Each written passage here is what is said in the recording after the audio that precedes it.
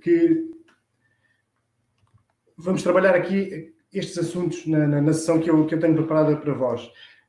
Vou trazer 4 ferramentas interativas, vou trazer uma dica que é uma surpresa que vos vou atribuir e dar, porque é gratuita totalmente e que eu descobri há relativamente pouco tempo, e depois vou apresentar aquilo que é a continuidade do meu projeto Educatec, para as pessoas que quiserem assistir à Academia Digital Educatec. Mas antes, para começar e para enquadrar tudo isto, eu achei que era importante falar um bocadinho de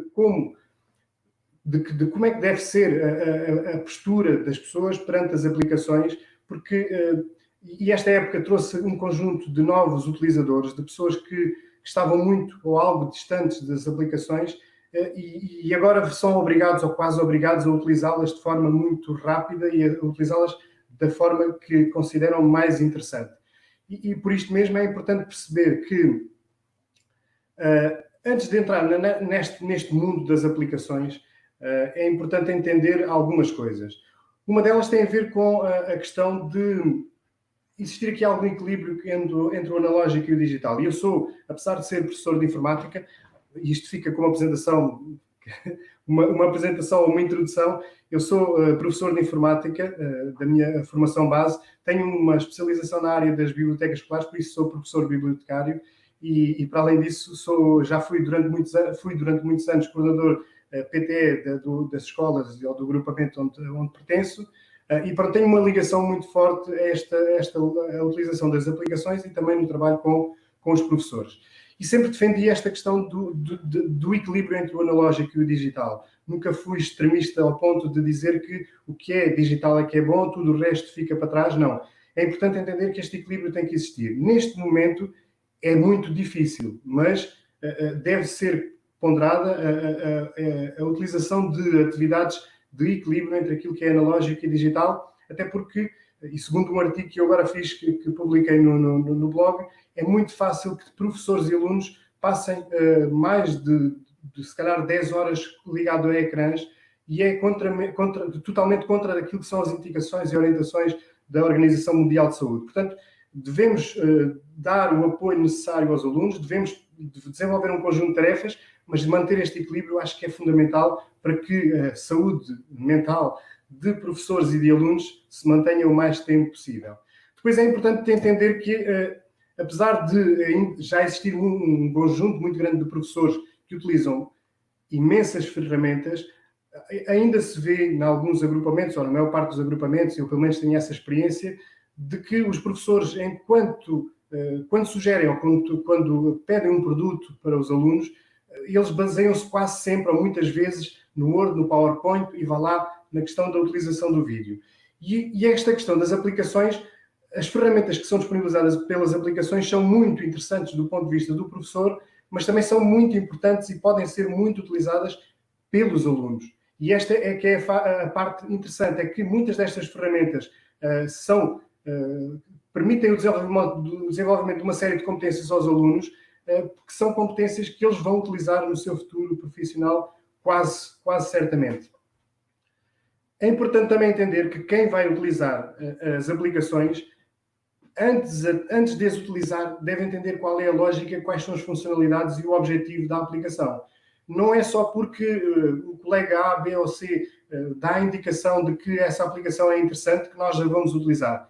E devemos entender essa lógica. E entender essa lógica é, ok, ver exemplos da aplicabilidade da aplicação para ver se ela realmente faz sentido para o nosso trabalho, para a nossa área disciplinar, para o trabalho com os nossos alunos. Isto é muito importante. Questões também fundamentais a entender é que, e isto é em algumas trocas de e-mails, em alguns esclarecimentos em relação às ferramentas que as pessoas estavam a utilizar, é importante que as pessoas entendam que nas ferramentas e nas aplicações que são disponibilizadas online, tal como nas ferramentas que nós utilizamos para o bricolage, cada uma delas tem uma função, tem uma funcionalidade, tem uma aplicabilidade. E é difícil, e eu costumava dizer que na fase inicial foi muito utilizado o recurso ao e-mail para a recepção de trabalhos, para a entrega de trabalhos, envio de enunciados, para o esclarecimento de dúvidas, e vimos colegas completamente assoberbados porque, nos casos dos colegas que têm 200 ou 300 alunos, se cada aluno trocar 5 e-mails com aquele professor, são mais de 1.500. Isto é assustador e qualquer pessoa que tenha que responder diariamente ou semanalmente a um conjunto tão enorme de e-mails que não irá ficar completamente são, certamente. Portanto, isto para dizer que o e-mail não é a melhor ferramenta para, por exemplo, a recolha centralizada de trabalhos ou para o feedback aos alunos. Existem ferramentas com essa finalidade e, portanto, nós devemos utilizar para a função correta a ferramenta correta. Portanto, existem vários tipos de aplicações online. Uma grande maioria delas prende-se com as aplicações que são destinadas para a apresentação de produtos da mais variada espécie, mas também podem ser utilizados para a avaliação, para realizar simulações, para exemplificar qualquer tipo de tarefa, para interagir entre as pessoas e muitas outras finalidades que estão associadas às aplicações. E este conjunto de aplicações, para além de permitirem ao professor interagir com o aluno e que o aluno desenvolva, por exemplo, produtos com elas, são utilizadas também para desenvolver um conjunto de competências que são as competências do século XXI, tanto para professores como para alunos.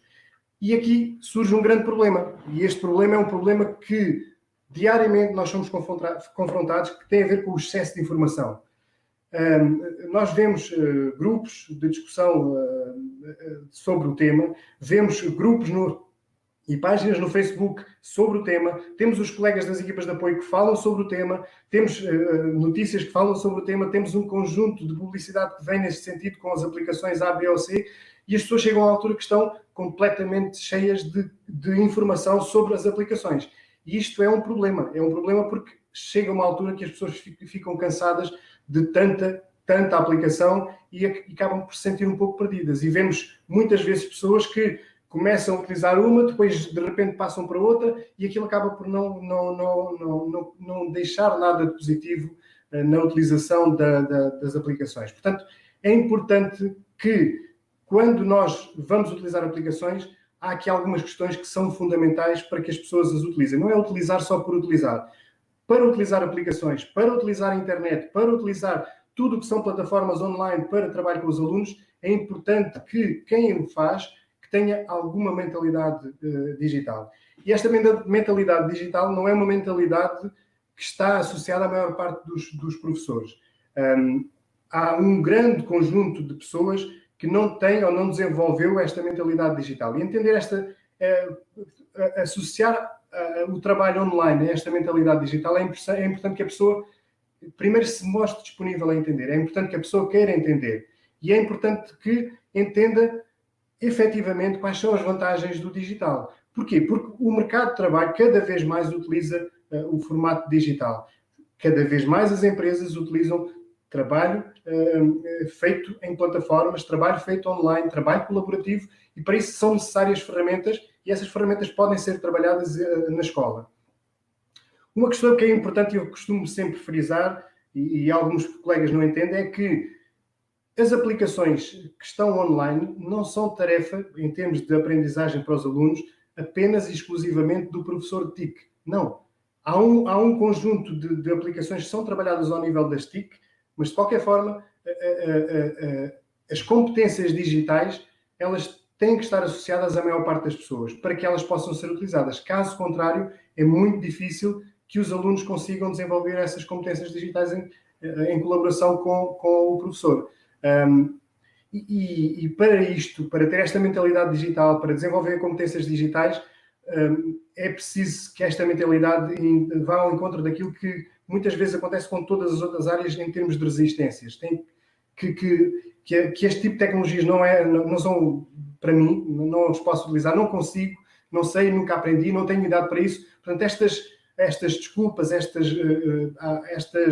como é que é de dizer, estas justificações, muitas vezes são uma forma de resistir, de fugir um pouco a esta aprendizagem, porque não é impossível, é importante entender a lógica de funcionamento e a partir desse momento, a partir do momento em que todos nós desenvolvemos competências digitais, podemos começar a aprender a testar sem qualquer tipo de medo, sem qualquer tipo de problemas.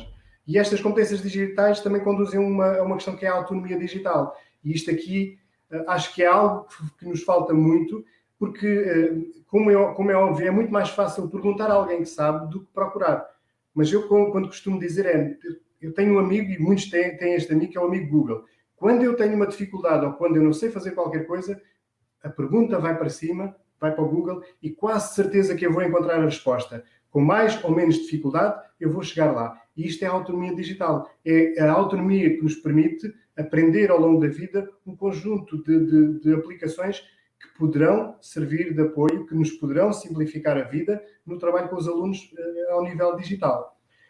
Para que as aplicações sejam utilizadas de forma consciente, elas devem ser organizadas. Isto quer dizer o quê? Que num conjunto de categorias nós devemos selecionar as nossas ferramentas. Isto quer dizer o quê? Quer dizer que, por exemplo, ferramentas de apresentação online existem aos milhares. Então eu não tenho que utilizar esses milhares. Eu não posso utilizar tudo. É impossível trabalhar com tudo. Então eu vou escolher a minha ferramenta de eleição e é com essa que eu me vou especializar. Se em algum momento, e depois de eu estar completamente à vontade com aquela ferramenta, eu decidir experimentar outra para ver quais são as vantagens, então aí tudo bem. Mas só depois de estar a trabalhar de uma forma muito organizada, muito consistente, é que eu vou passar para fazer isto. Portanto, é impossível trabalhar com tudo, não podemos trabalhar com tudo. E isto é fundamental que as pessoas, quando utilizam aplicações, não façam, não tentem utilizar tudo, porque isto é impossível. É impossível. Portanto, é importante ter estas competências para poder conhecer, para poder criar, para poder implementar, para poder testar, para poder reformular. E este tempo que demora a que isto tudo fique de forma totalmente organizada e rentabilizada, demora algum tempo. E então, em cada aplicação é importante gastar algum tempo para que a coisa funcione como deve ser. Peço desculpa. Porque na maior parte dos casos, e eu também costumo dar esta indicação, há aqui algumas pessoas que fazendo aqui uma analogia, há algumas pessoas que estão nas aulas de código a aprender as aplicações, estão nas aulas de código, e ao mesmo tempo que estão nas aulas de código já estão a querer conduzir um Fórmula 1. Isto não é possível. Então, temos que passar pelas várias etapas, aprender um conjunto de ferramentas para depois conseguir ir para ferramentas mais avançadas. E há aqui ferramentas que nem sequer dispensam a carta de ligeiros ou de pesados. Exigem outras competências. Ou seja, para conduzir um avião, eu tenho que ter um tipo de formação diferente. Para pilotar um avião, eu tenho que ter um tipo de formação diferente. E com as aplicações é a mesma coisa. Há vários níveis de aplicações. Há aplicações que são, do ponto de vista do utilizador, muito simples e totalmente intuitivas, mas existem ferramentas que exigem um tipo de formação muito mais avançado. Ora, eu, para simplificar, porque algumas pessoas já conhecem, outras nem por isso, eu disponibilizo, e vou disponibilizar depois o link para estas duas seleções de ferramentas organizadas por categoria. Esta imagem corresponde às categorias que foram criadas pelo nosso colega Carlos Pinheiro, que tem um conjunto, em cada uma das categorias, um conjunto de aplicações que são funcionais para trabalhar pelo professor ou pelos alunos. O outro é um blog americano, o ICT Tools in Education, que faz também uma seleção por categorias e que é muito interessante verificar porque simplifica-nos o trabalho. Se eu quero trabalhar com vídeo, então eu vou à categoria de vídeo e vejo aqui um conjunto de aplicações.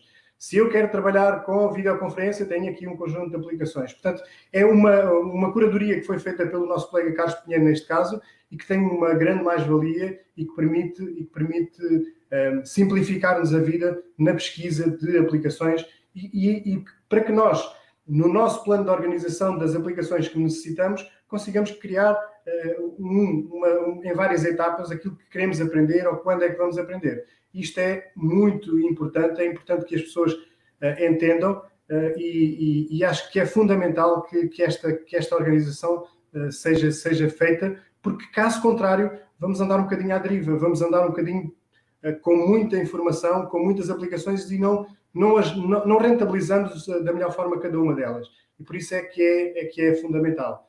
Pronto, este era o enquadramento que eu queria fazer. Acho que é importante fazê-lo porque às vezes as pessoas querem começar a utilizar as aplicações, mas como a oferta é tremendamente grande, as pessoas às vezes no meio de tanta informação ficam um pouco perdidos.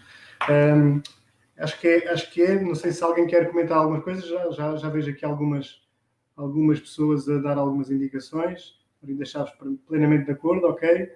Maria Jesus, ok, a oferta é enorme, sim. E é preciso testar, portanto, devemos fazer a nossa seleção, devemos organizá-la para depois podermos começar a testar. E devemos fazer essa seleção que não tem que ser uma seleção enorme, tem que ser uma pequena seleção para que nós possamos ir a pouco e pouco trabalhando nela. Se nos especializarmos, se entendemos que aquela aplicação já está mais ou menos trabalhada, então podemos passar para uma outra. Ok, José Pastoria. Ok, sim. Como é óbvio, às vezes nós somos bombardeados com um conjunto de muito diversas aplicações e depois é muito difícil nós nos centralizarmos e perdemos um pouco. E este trabalho de curadoria é fundamental e ao nível dos professores tem sido fantástico nesta época. O trabalho tem sido deslumbrante dos professores de entreajuda de partilha. E isto é, sem dúvida, uma das grandes vantagens. E eu creio que este momento é um momento de transição, é um momento importante, porque as pessoas começam a perceber, algumas pessoas começam a perceber a importância desta partilha. Porque a partilha não é só utilizar o que as pessoas disponibilizam, é também, com as competências digitais, começar também a dar o seu próprio contributo e a ajudar a todos os outros, ou alguns, ou pelo menos um núcleo próximo de cada um. E isto é fundamental para que seja mais fácil evoluir. Ora, Ana Chambel, sim, é importantíssimo isto, porque se nós utilizarmos ferramentas nas quais nós não temos grande confiança, o trabalho às vezes não corre nada bem e basta um pequeno erro, uma pequena falha, que o professor perde a confiança e depois o que poderia ser uma mais-valia deixa de o ser.